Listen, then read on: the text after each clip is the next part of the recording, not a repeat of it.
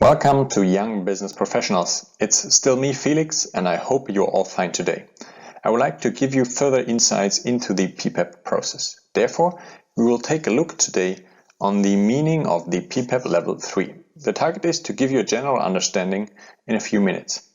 If you are interested in increasing your automotive knowledge, please feel free to subscribe to my channel and like the video.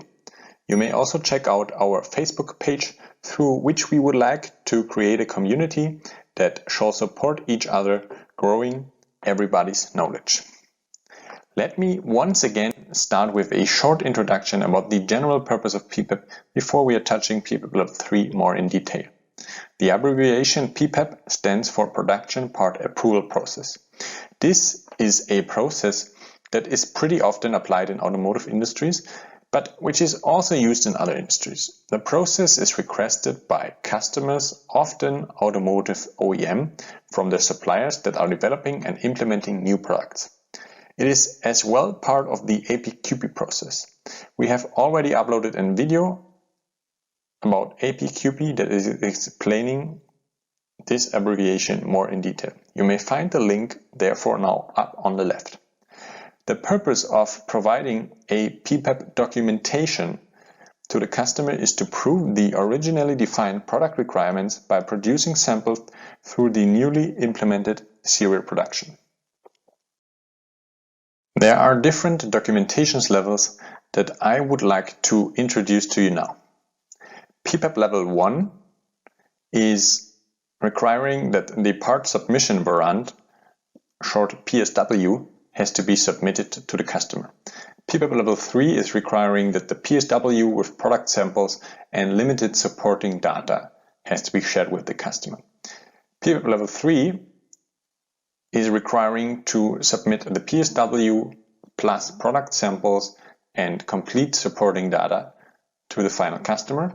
PPAP Level 3 is requiring to provide the PSW and other requirements as defined in a flexible way by the customer. And PPAP Level 5 is requiring to share the PSW, product samples, and complete supporting data at the production plant of the supplier for a review of the customer locally.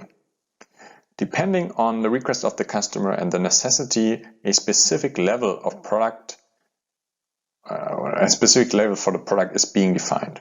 In case a fully new product is being developed, PPAP Level 3 is the common choice. So let's take a more detailed look on the PPAP Level 3 right now.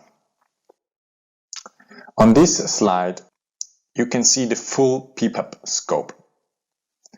It shows all the documents that have to be provided in PPAP Level 3.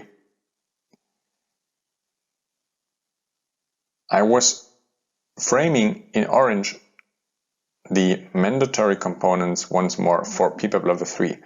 And as you can see, all the ingredients are required for PPAP Level 3.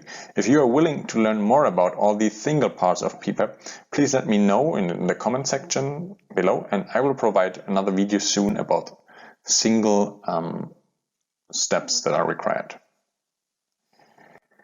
As we have seen, the PPAP scope for Level 3 is pretty big. This is the reason for the fact that PPAP Level 3 is not being applied for small changes or adjustments, but for these cases in which new products are being developed. Alternatively, bigger changes that might affect functional relevant characteristics or that are massively changing the production process might be obliged to be PPAPed according to Level 3. Especially with regard to changes, it is also a matter of negotiation and agreement with the customer. So there is always a subjective way to influence the level.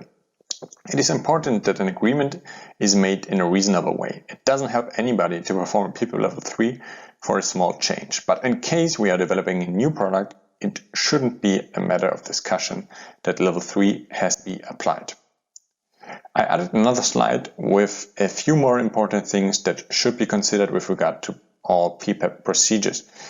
Please be aware that many customers are having separate and own formats that have to be fulfilled.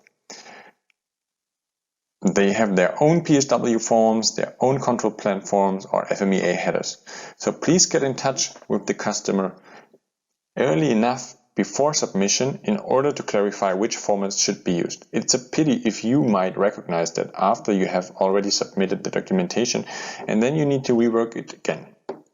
In addition, please get in touch with the customer as early as possible to clarify the PPAP scope and the PPAP level. It is really helpful to sign a PPAP scope agreement in the early phases of a project.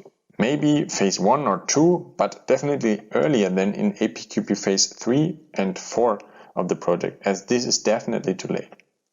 Clarify also the number of samples, as especially if several multi-cavity tools are used, a high number of samples might be required. In addition, please be aware that an agreed PPAP Level 3 scope does not include on-site review. So in case the customer is asking for that, there is still the chance to negotiate that. Well, that was a short introduction into a PPAP Level 3. I hope you had the chance to learn something.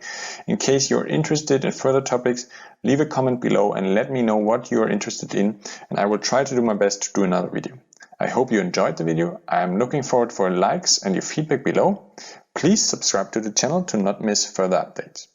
Feel free to join our Facebook community. You will find the link down below. Have a great day.